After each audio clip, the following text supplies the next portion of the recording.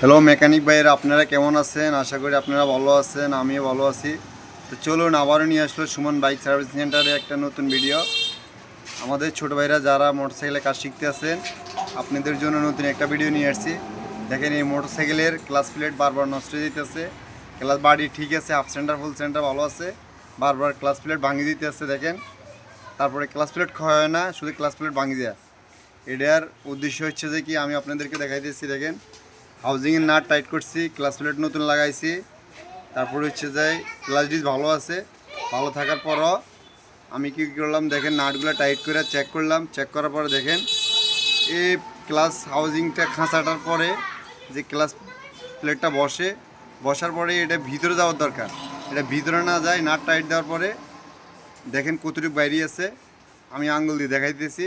এই বাইরে থাকার কারণে ক্লাস প্লেটটা বারবার নষ্ট হইতে আছে।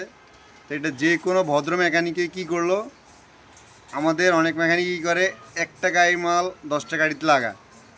অনেক মেকানিকই বলে এক গাড়ি মাল 10টা গাড়ি সেটিং হয়ে দেবো যে কোনোভাবে।